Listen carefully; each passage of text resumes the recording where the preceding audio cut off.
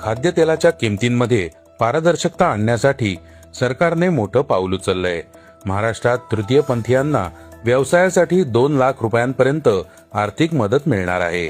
तेहरानचा ultimatum नव्या युद्धाची तयारी आहे का? इस्रायलमध्ये शिवाजी महाराजांचा पुतळा उभारणार आहेत। महाराष्ट्रामध्ये सलून सेवा महागल्या आहेत। वैभव सूर्यवंशीच्या निवडीसाठी संयम बाळगण्याचं अजित आगरकर यांनी आवाहन केलंय। ऋतिक रोशनला डॉन 3 मध्ये काम करण्याची इच्छा आहे का? या बातम्या आपण आजच्या पॉडकास्टमध्ये ऐकणार आहोत। नमस्कार। खाद्यतेलाच्या विक्री संदर्भात नवीन नियमाची केंद्र सरकारने खाद्यतेलाच्या विक्री संदर्भात नवीन नियम लागू केलेत। आता तेल उत्पादन आणि आयात करणाऱ्या कंपन्या केवळ विशिष्ट प्रमाणित पॅक आकारातच आपली उत्पादनं विकू शकतील। या निर्णयाचा उद्देश ग्राहकांचा संभ्रम टाळणं आणि विविध ब्रँड्सच्या किमतींची तुलना सुलभ करणं हा आहे। नवीन नियमानुसार खाद्यतेल आता फक्त 9 प्रमाणित आकाराच्या पॅकमध्येच विकलं जाऊ शकतं। यामुळे ग्राहकांना वेगवेगळ्या ब्रँडच्या किमतींची तुलना करणं सोपं होईल। कंपन्यांना पॅकच्या आकारावरून संभ्रम निर्माण करण्यापासून रोखता येईल असा सरकारचा विश्वास आहे। नवीन नियमांनुसार खाद्यतेलाचे पॅकेजिंग 200 मिलीलीटर ते 20 लिटर पर्यंतच्या 9 प्रमाणित आकारांपुरतं मर्यादित करण्यात आलंय। सध्या बाजारात अनेक वेगवेगळ्या आकारांची पॅकेजिंग उपलब्ध असल्याने ग्राहकांना किमतीचा अचूक अंदाज घेणं अवघड जातं। हा नियम देशात उत्पादित होणाऱ्या आणि परदेशातून आयात होणाऱ्या सर्व प्रमुख खाद्यतेलांना लागू होईल। यामध्ये पाम तेल, सोयाबीन तेल, सूर्यफूल तेल, मोहरीचं तेल आणि शेंगदाणा तेल यांसारख्या उत्पादनांचा समावेश आहे। सरकारने कंपन्यांना नवीन नियमांची अंमलबजावणी करण्यासाठी 3 महिन्यांचा कालावधी दिलाय। पॉडकास्टची दुसरी बातमी आहे तृतीयपंथीयांसाठीची। महाराष्ट्र सरकारने तृतीयपंथीयांना आर्थिकदृष्ट्या सक्षम करण्यासाठी आणि त्यांना स्वयंरोजगाराच्या मुख्य प्रवाहात आणण्यासाठी एक ऐतिहासिक पाऊल उचललंय। राज्य सरकारने तृतीयपंथीयांना स्वयंरोजगार मिळवून देण्यासाठी आणि व्यवसाय सुरू करण्यासाठी मदत करण्याकरता बीज भांडवल योजनेला मंजुरी दिली आहे। या योजनेअंतर्गत 25,000 ते 2 लाख रुपयांपर्यंतची आर्थिक मदत दिली जाईल। या योजनेअंतर्गत 3 प्रकारच्या कर्ज योजनांचा समावेश आहे। प्रत्येक योजनेच्या निधी रचनेत 5% लाभार्थी योगदान, 45% सरकारी अनुदान आणि 50% बँक कर्ज यांचा समावेश आहे। जे लाभार्थी आपल्या कर्जाची नियमितपणे परतफेड करतील त्यांना 3% व्याज सवलतीचा विशेष लाभही मिळेल। बीज भांडवल योजनेअंतर्गत भाजीपाला स्टॉल्स, चहा आणि नाश्ता केंद्र, फोटोकॉपी आणि लॅमिनेशन केंद्र, खाद्यपदार्थांचे स्टॉल्स, पिठाच्या गिरण्या, कापडी पिशव्यांचं उत्पादन, स्टेशनरीची दुकानं, छोटे टेम्पो, जनरल स्टोअर्स, आईस्क्रीम कारखाने, ज्यूस केंद्र, बेकरी, बांगड्यांची दुकाने, बटाटा वेफर उत्पादन, ब्युटी पार्लर्स, सलून, चिकन आणि फिश केंद्र, मोबाईलची दुकानं, मसाल्यांचं उत्पादन आणि लॉन्ड्री सेवा यांसारख्या विविध व्यवसायांसाठी आणि सेवांसाठी कर्ज उपलब्ध आहे। या योजनेचा लाभ घेण्यासाठी अर्जदार किमान 10 वर्षांपासून महाराष्ट्राचे रहिवासी असावेत आणि त्यांचं वय 18 ते 50 वर्षांच्या दरम्यान असावं। आवश्यक कागदपत्रांमध्ये सक्षम प्राधिकरणाने जारी केलेले तृतीयपंथी ओळखपत्र, व्यवसायाच्या मालकीचा पुरावा, अधिवास प्रमाणपत्र, आधार कार्ड, पासपोर्ट आकाराचा फोटो आणि इतर व्यवसाय संबंधित कागदपत्रांचा समावेश आहे। अर्जदाराने यापूर्वी इतर कोणत्याही बीज भांडवल योजनेचा लाभ घेतलेला नसावा। पॉडकास्टची तिसरी बातमी आहे तेहरानची। तेहरानने राजनैतिकतेला मोठा धक्का दिलाय।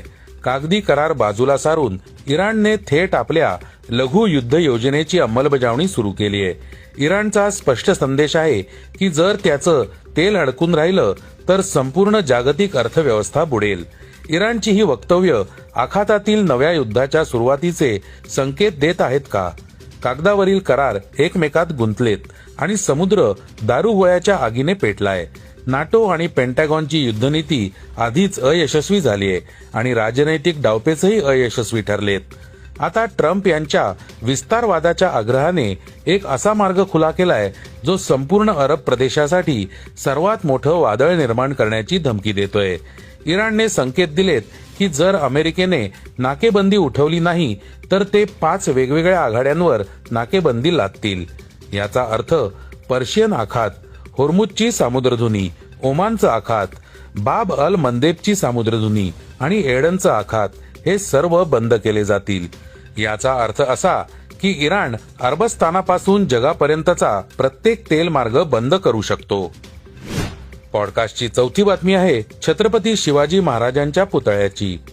महाराष्ट्राचं प्रेरणास्थान छत्रपती शिवाजी महाराजांच्या राज्याभिषेक दिनाच्या गौरवशाली प्रसंगी मुंबईतील इस्रायलचे महावाणिज्य दूत यानीव रेवाच यांनी एक अत्यंत महत्वाची आणि ऐतिहासिक घोषणा केली आहे. दोन्ही देशांमधील सांस्कृतिक आणि राजनैतिक संबंध अधिक दृढ करण्याच्या उद्देशाने इस्रायल सरकारने इस्रायलमध्ये छत्रपती शिवाजी महाराजांचा एक भव्य पुतळा उभारण्याचा निर्णय घेतला आहे. पंतप्रधान नरेंद्र मोदी यांच्या इस्रायल दौऱ्यानंतर पायाभरणी करण्यात आलेल्या या उपक्रमाचा उद्देश दोन्ही देशांच्या नागरिकांना एकमेकांच्या इतिहास आणि संस्कृतीच्या अधिक जवळ आणणं हा आहे. पॉडकास्टची पाचवी बातमी आहे सलून सेवांची.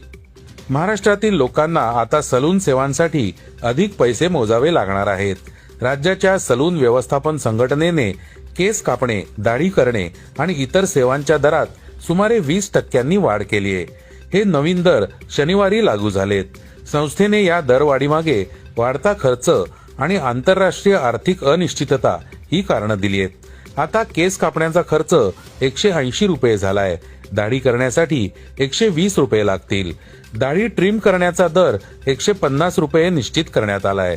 या व्यतिरिक्त हेड मसाजसाठी 180 रुपये, हेअर वॉशसाठी 120 रुपये आणि फेशियलसाठी किमान 700 रुपये खर्च येईल. हेअर स्पाची किंमत 600 रुपये निश्चित करण्यात आली आहे. पॉडकास्टची 6वी बातमी आहे क्रीडा क्षेत्रातून.